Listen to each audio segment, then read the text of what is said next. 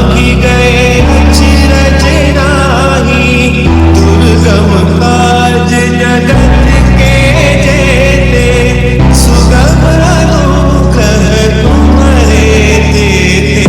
చిక్కనైన ఎట్టి సింధూర పూతల లేపనంబు దేహతాపహరము.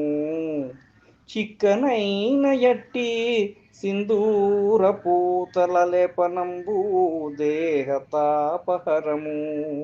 ఆంజనేయ నీకు అది ఏను ప్రియమంట, ఆంజనేయ నీకు అది ఏను ప్రియమంట, వర పవిత్ర గాత్ర పవన పుత్ర.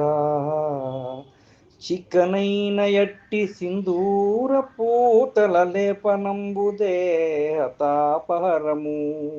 ఆంజనేయ నీకు అది ఏను ప్రియమంట, వర పవిత్ర గాత్ర పవన పుత్ర.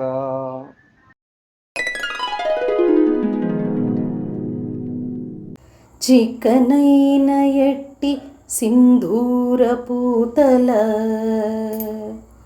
చిక్కనైన ఎట్టి సింధూర పూతల లేపనంబు దేహతాపహరము.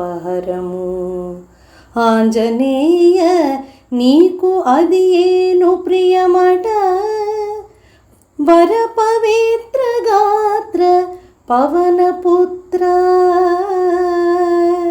వర పవిత్ర గాత్ర పవన పుత్ర.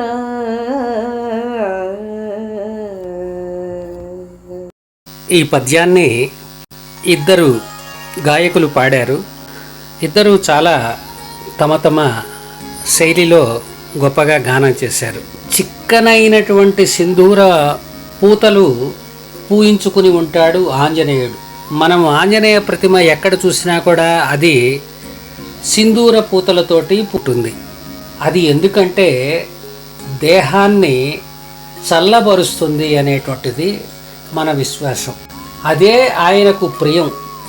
ఒకసారి సీతమ్మ వారు పాపిటలో సింధూరం పెట్టుకుంటుంటే ఆంజనేయ స్వామి అడిగారట, ఎందుకు మీరు పాపిట్లో సింధూరం పెట్టుకుంటున్నారు అని చెప్పి.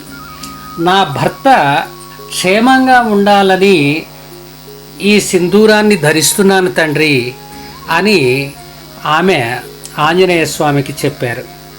అలాగా మీరు సింధూరం అక్కడ పెట్టుకుంటే స్వామివారు క్షేమంగా ఉంటారా?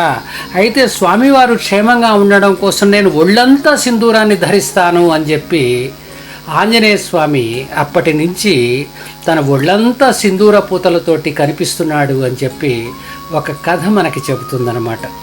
ఏది ఏమైనా రాముల వారి క్షేమం కోసం ఆంజనేయ స్వామి సింధూరాన్ని పూసుకుంటున్నాడని మనం గ్రహించాలి. జై హనుమాన్.